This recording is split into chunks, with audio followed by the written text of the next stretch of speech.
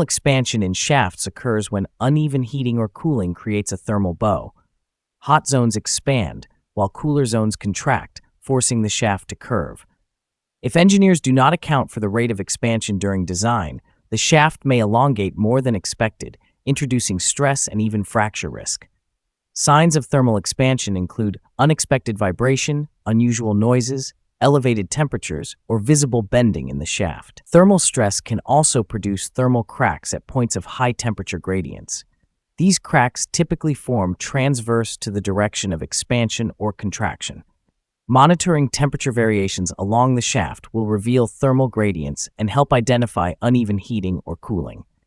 If bowing or deformation develops, it is a strong indication of unequal thermal expansion.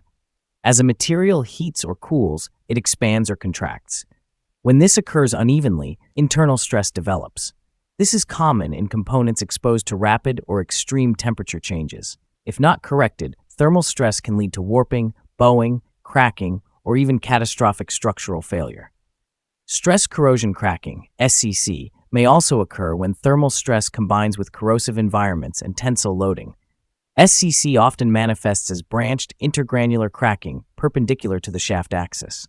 To address this issue, begin by inspecting areas where thermal stress may be concentrated.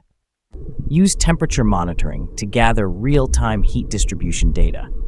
If thermal expansion is present, consider using materials with lower thermal expansion coefficients or incorporate expansion allowances to manage dimensional change.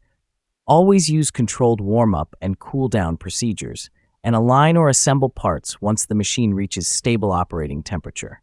Precision temperature control systems and simulation tools can further help predict and mitigate thermal stresses, ensuring shaft stability, reducing downtime, and preventing failures such as thermal bow or shaft fracture.